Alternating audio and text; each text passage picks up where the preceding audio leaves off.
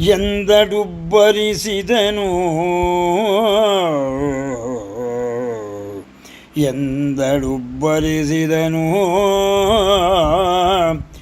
ತಾ ಕಲಿಯೆಂದು ಬಗೆದನು ಮೀಸೆಯನು ಬೆರಳಿಂದ ತಿರುಗುದ ಮುಗುಳು ನಗೆ ಕರುಷದಲ್ಲಿ ಮೈ ಮರೆದ ಸಂದಣಿಸಿ ರೋಮಾಂಚ ಕೆಲಬಲದಿಂದು ಮುಖಿಯರ ನೋಡಿದನು ನಲವಿಂದ ನುಡಿದನು ತನ್ನ ಪೌರುಷತನದ ಪರಿಣತೆಯ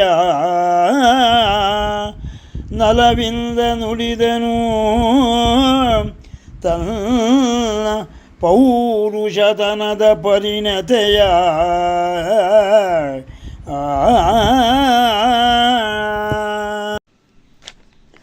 ಉತ್ತರನು ಅವರ ಆ ಹೊಗಳಿಕೆಯನ್ನು ನಿಜವೆಂದು ತಿಳಿದನು. ತಾನು ಪರಾಕ್ರಮಿ ಕಲಿ ಎಂದು ಭಾವಿಸಿಕೊಂಡು ಪೌರುಷದ ಸಂಕೇತ ಎಂದು ಭ್ರಮಿಸಿದ ಆ ಮೀಸೆಯನ್ನು ತಿರುವುತ್ತಾ ಮುಗುಳು ನಗೆ ಮೂಡಿತು. ಸಂತೋಷದಲ್ಲಿ ಮೈಮರೆತ, ರೋಮಾಂಚನಗೊಂಡ. ಸುತ್ತಲೂ ಒಮ್ಮೆ ನೋಡಿದ. ಎಲ್ಲರೂ ಅಪರಿಮಿತ ಸುಂದರಿಯರು. ಅವರ ರೂಪ ಲಾವಣ್ಯ ಗಮನಿಸಿ ತಾನು ಕಳೆದು ಹೋದ. ಅವರನ್ನೇ ಸೈನಿಕರು ಎಂದು ಭಾವಿಸಿರಬೇಕು. ತನ್ನ ಪೌರುಷವನ್ನು ಹೇಳಲು ಉದ್ಯುಕ್ತನಾದ. ಕೆಲವೊಮ್ಮೆ ನಮ್ಮ ಸಾಮರ್ಥ್ಯ ಏನು ಎಂಬುದು ನಮ್ಮ ಅರಿವಿನಲ್ಲಿ ಇರದೆ ಇನ್ನೊಬ್ಬರು ಅದನ್ನು ಗುರುತಿಸಿ ಮಾರ್ಗದರ್ಶನ ನೀಡುತ್ತಾರೆ. ಅವರನ್ನು ಗುರು ಎಂದು ಒಪ್ಪಿಕೊಳ್ಳಬೇಕಾಗುತ್ತದೆ. ಹನುಮಂತನ ಸಾಮರ್ಥ್ಯವನ್ನು ಗುರುತಿಸಿದವನು ಜಾಂಬವಂತ. ಇಲ್ಲಿ ಕವಿ ಇದನ್ನು ಬೇರೆಯದೇ ರೀತಿಯಲ್ಲಿ ಅರ್ಥೈಸುತ್ತಾನೆ. ಕೇಳೋಣ ಮುಂದೆ ಕುಮಾರವ್ಯಾಸ ಯಾವ ರೀತಿಯಲ್ಲಿ ಈ ಪದ್ಯಗಳನ್ನು ಹೇಳುತ್ತಾನೆ ಎಂಬುದನ್ನು. ಹೌದೌದು ತಪ್ಪೇನು ಜೂಜಿನ ಕುಹಕದಲ್ಲಿ ಪಾಂಡವರ ಸೋಲಿಸಿ ಮಹಿಯಕೊಂಡಂತೆ. ಹೌದೌದು ತಪ್ಪೇನು ಜೂಜಿನ ಕುಹಕದಲ್ಲಿ ಪಾಂಡವರ ಸೋಲಿಸಿ ಮಗಿಯಕೊಂಡಂತೆ.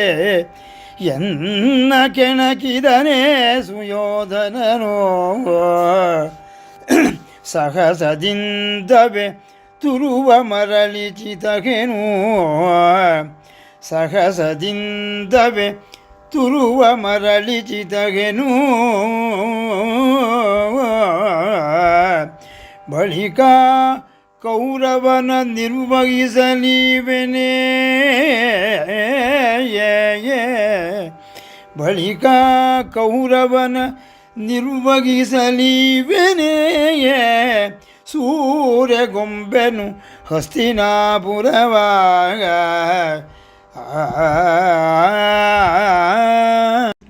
ಆ ಕೌರವ ನನ್ನ ಮೇಲೆ ದಾಳಿ ಮಾಡುತ್ತಾನೆಯೇ? ಬರಲಿ, ತಪ್ಪೇನು?